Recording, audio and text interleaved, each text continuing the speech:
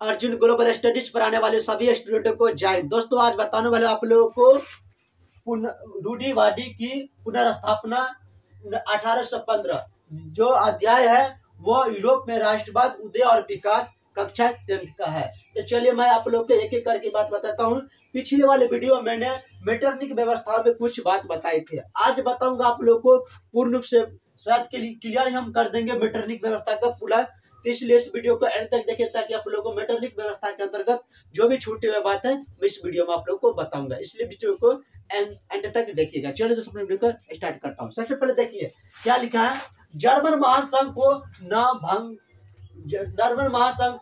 ना भंग होना या ना भंग करना। देखिए क्या था, उस समय मेटरनिक व्यवस्था जब यूरोप में लागू किया गया था तो उस समय जो भी काम करना था वो कर लिए, लेकिन जर्मन महासंघ को जो योजना था, जो सिस्टम था, उसको भंग होने के लिए नहीं छोड़ा, भंग होने नहीं दिया, बल्कि उसको कायम बना कर रखा। और कायम बनाने के साथ साथ बल्कि उसकी विकास नहीं बल्कि उस पर नियंत्रण रखा गया। क्या नियंत्रण रखा? तो इन पर ये अप्रत्यक्ष रूप से इस पर नियंत्रण रखा गया। और अप्रत्यक्ष रूप से क्या नियंत्रण रखा? तो इन्होंने क्या कि राज्यों के बारे में जानकारी प्राप्त करने के लिए घुसपैठी की तरह जासूसों को लगा दिया ताकि लोगों में एकता की भावना क्या सब चल रहा है, लोकतांत्रिक व्यवस्था क्या सब मीटिंग बन रहा है, लोगों में क्या लोकतांत्रिक यानी कि आजादी के लिए अपने आप को क्या सब बात विचार कर रहा है। इसीलिए मेटरनिक ने जासूसों को रखा ताकि और गुप्त जानकारी उन लोगों को मिल सके। तो साथ ही उसके बाद देखिए उन्होंने जर्मन महासंघ को कंट्रोल करने के लिए यूरोप कंसल्ट की स्थापना किया। यूरोप कंसल्ट क्या होता है? तो देखिए 5 बड़ी शक्तियों की स्थापना। यूरोपीय कंसल्ट की स्थापना का मतलब होता है 5 बड़ी शक्तियों की स्थापना। क्यों? क्योंकि इनका उद्देश्य था कि इंटरनेशनल लेवल पर जो भी समस्या होगा, साथ ही साथ आंतरिक व्यवस्था यानी कि यूरोप के अंतर्गत जो भी समस्या होगा, जहां भी समस्या होगा, जिन क्षेत्रों में समस्या होगा, ये कंसल्ट यानी कि 5 बड़ी शक्तियों के द्वारा उसको रोका जा सकता है, कंट्रोल किया जा सकता है। कंट्रोल करने के लिए इनकी स्थापना किया गया था। तो क्या है वो 5 बड़ी शक्ति? मैं एक एक करके बात बताता हूँ। देखिए रूस का जार अलेक्जेंडर द्वारा पवित्र संघ की योजना का स्थापना किया गया।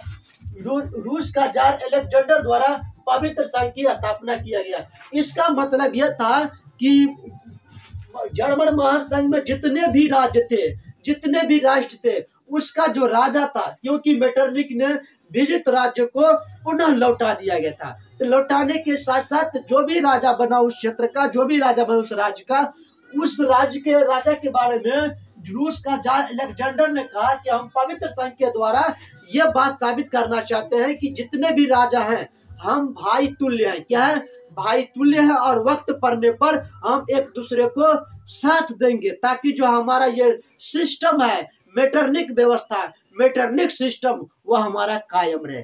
तो ये पवित्र संघ की यही कार्य बात बताया जाते हैं, उद्देश्य यही बात बताते हैं। उसके बाद मेटरनिक के द्वारा है चतुराष्ट्र मैत्री। क्या है? चतुराष्ट्र मैत्री, जिसमें ब्रिटेन, रूस, फ्रांस और ऑस्ट्रेलिया, ये चारों देश जो है मिलकर चतुराष्ट्र मैत्री का स्थापना किया है। जिनका उद्देश्य क्या है कि यूरोपीय व्यवस्थाओं पर जो भी समस्या होंगे उस समस्या को समाधान करने के लिए सभी जो 4 राष्ट्र जो है मेन, वो आपस में समय समय पर मीटिंग करेंगे। क्या करेंगे? बैठक करेंगे। और बैठक के द्वारा जो भी समस्या होंगे उस समस्या का निराकरण हम चतुराष्ट्र मैत्री के आधार पर किया करेंगे। इसीलिए इसका निर्माण किया है। उसके बाद देखिए साथ ही साथ सैन्य पर अंकुश लगाने के लिए, मैंने पहले बताए थे ना, जर्मन महासंघ को ना भंग करने के साथ साथ क्या था कि उन पर कंट्रोल किया गया। उनको भंग नहीं किया बल्कि उनको कंट्रोल क्या किया गया? तो सैनिक पर अंकुश लगाने के लिए राज्य के बाहर यानी कि राज्य के यूरोप के बाहर जो नए राज्यों की स्थापना कर दिया गया ताकि सैनिक की प्रसार न हो सके और साथ ही साथ यहाँ की बात बाहर न जा सके।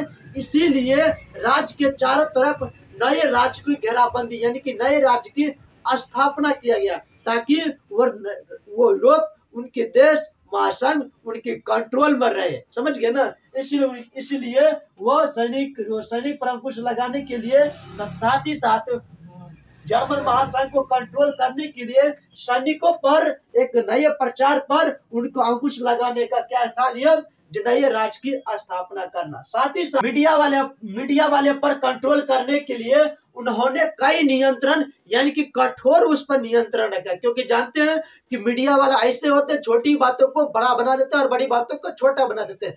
क्योंकि प्रचार प्रसार सबसे ज्यादा अगर होता है तो भैया मीडिया वाले से ज्यादा होता है, इसलिए मीडिया वाले पर ज्यादा कंट्रोल रखा गया। साथ ही साथ मेटरनिक व्यवस्था में अखबार, न्यूज़पेपर जिसको कहते हैं, पुस्तक, नाटक, गीत, संगीत सभी पर अंकुश लगा दिए गए। क्यों? क्योंकि इसके द्वारा लोगों को राष्ट्रवादी की भावना ज्यादा पनपता है, राष्ट्रवादी की भावना ज्यादा पनपता रहता है। इसीलिए अखबारों में जो बात है, क्या चीज छपेगा नहीं छपेगा, वो मेटरनिक व्यवस्था पर डिपेंड करता था और राजाओं पर डिपेंड करता था। अर्थात वो ऐसी रचना रचते ताकि वो जनताओं को वो राष्ट्रवादी की भावना ज्यादातर विकास न करे, क्योंकि उसका काम ही था, किसका? मेटरनिक व्यवस्था का काम ही था कि राष्ट्रवादियों को कुचल देना, साथ ही साथ प्रजातांत्रिक व्यवस्थाओं को कुचल देना, साथ ही साथ शासन करना और परिवर्तन न होने देना।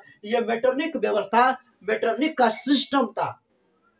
इसीलिए न्यूज, अखबार, पुस्तकों में, नाटकों में, गीतों में, संगीतों में क्या चीज होना चाहिए, नहीं होना चाहिए, ये उस पर नियंत्रण रखते थे, ताकि राष्ट्रवादी तथा प्रजातांत्रिक व्यवस्था का डेवलपमेंट अर्थात विकास न हो सके। इसलिए इन लोगों पर भी कंट्रोल बनाए गए थे। क्यों? क्योंकि गीत संगीत, नाजीवाद जो था, नाजीवाद ये गीत संगीत के माध्यम से लोगों में राष्ट्रीयता की भावना जगाते थे, इसलिए इन लोगों पर कंट्रोल रखा गया। साथ ही साथ विश्वविद्यालय तथा छात्रों पर भी नियंत्रण रखा गया, विश्वविद्यालय तथा छात्रों पर भी कंट्रोल किया गया। क्यों? क्योंकि ये जड़ यही सब है। क्या है जड़? छात्र जो है, यदि छात्र अपनी दुनिया में आ जाते हैं तो किसी को दानते नहीं है। क्यों? क्योंकि छात्र की सोच पर बल देने का सिर्फ जरूरत रहता है। अगर छात्र को जिस दिशा में बल दीजिएगा, जिस दिशा में उसको नॉलेज दीजिएगा, उसी दिशा में वो सब प्रगति होते हैं, उसी रास्ता में आगे बढ़ते। इसीलिए विश्वविद्यालय तथा छात्रों पर नियंत्रण रखा गया, इसलिए ताकि ज्यादा से ज्यादा विद्रोह न हो सके। क्यों? क्योंकि छात्रों की संख्या ज्यादातर होते हैं और विश्वविद्यालय से सभी तो कॉलेज जुड़े रहते हैं, सभी स्कूल तो विश्वविद्यालय से जुड़े रहते हैं, इसलिए इन लोगों पर भी कंट्रोल रखा गया। कहा जाता है ना कि भगवान के घर में देर है अंधेर नहीं है। चाहे कितना भी ये रात अंधेरा क्यों न हो जाए, चाहे कितना भी रात ये अंधेरा क्यों न हो जाए, लेकिन जब प्रकाश निकलते, जब सूर्य निकलते हैं तो बड़े बड़े अंधेरा भी खत्म हो जाते हैं। उसी प्रकार इतने अत्याचार होने के बावजूद भी 1830 के बाद 1830 के बाद इटली के एक नया क्रांतिकारी उत्पन्न हुआ, जिसका नाम था मेजिनी। इटली के एक बहुत बड़ा क्रांतिकारी निकला जिसका नाम था मेजिली, और वो मेजिली हमेशा ब्लैक कपड़ा पहनते थे। तो वो मेजिनी जो था वह बहुत बड़ा क्रांतिकारी निकला। उन्होंने क्या किया तो यंग इटली का स्थापना किया, साथ ही साथ यंग यूरोप की भी स्थापना किया। इटली का रहने वाले क्रांतिकारी मेजिनी ने सबसे पहले यंग इटली का निर्माण तथा यंग यूरोप की स्थापना किया। इसमें विद्यार्थियों की, छात्र तथा नौजवानों की और साथ पब्लिक का भी सपोर्ट ज्यादा मिला। और ये कार्य कैसे किया, इसका जो प्रशिक्षण मिला वो भूमिगत से, भूमिगत मतलब जमीन के अंदर अर्थात सुरंग के माध्यम से इसको ट्रेनिंग मिला, यानी कि गुप्त माध्यम से इसको ट्रेनिंग मिला, ताकि ये सभी गुप्तचर तो टहल ही रहते, तो इनको भूमिगत के माध्यम से इनको जानकारी मिलता रहा, ट्रेनिंग मिलता रहा, प्रशिक्षण मिलता रहा। किसको? यंग इटली परिवार को तथा यंग यूरोप की परिवार, यानी कि उनका जितना भी सदस्य था उन लोगों का प्रशिक्षण भूमिगत के माध्यम से होने लगा। उसके बाद देखिए शासन कब से कब तक चला, 1815 से लेकर वह शासन चलता रहा। लेकिन 1830 में क्या हुआ, विद्रोह होने लगा। 15 साल तक उनको कुछ नहीं हुआ, लेकिन बेंजनी के आने के बाद 1830 के बाद विद्रोही विद्रोह उत्पन्न हो गया। उसके बाद यह हमेशा कौन मेटरनिक चाहते थे किसी भी प्रकार से हो सभी को कुचलने का प्रयास किया जाए, लेकिन सभी को कुचल नहीं सका क्योंकि भूमिगत से इन लोगों को ट्रेनिंग मिलता रहा। उसके बाद इन लोगों का इन मेटरनिक व्यवस्था का यह सिस्टम था कि जब तक इसको कंट्रोल ना किया जाए तब तक हमेशा प्रयास करना है। तो बात बताया जाता है कि उनका जो शासन था, जो भी शासन हो 1800 यानी कि 1815 से लेकर 1848 तक इनका कहना था कि 1848 तक जो भी हो सब पर कंट्रोल किया जाए। तो उन्होंने लाखों प्रयास किया लेकिन उससे रोका नहीं गया। तो उसके बाद ऑस्ट्रेलिया के महानगर, ऑस्ट्रेलिया के सबसे बड़े महत्वपूर्ण नगर थे बोहेमिया। कब था? बोहेमिया और भी राज्य थे जिसमें हंगरी, बोहेमिया। तो यहाँ पर लोग जनता जो था वो यूरोप का प्रदर्शन करने लग।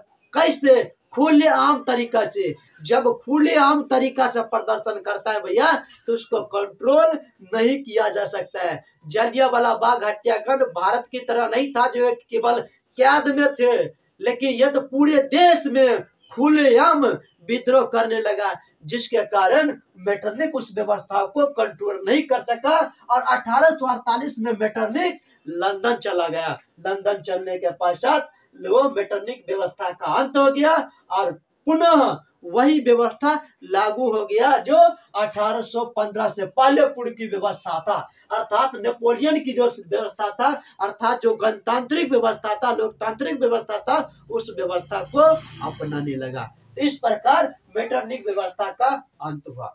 उम्मीद है ये वीडियो आप लोगों को अच्छा लगा होगा। यदि अच्छा लगे तो वीडियो को सब्सक्राइब कर दीजिए, साथ साथ बेल बटन को दबा दीजिए, क्योंकि मैं 10th क्लास से रिलेटेड हमेशा वीडियो बनाता रहता हूँ। फिर मिलते हैं अगले वीडियो में। जय जवान, वंदे मातरम।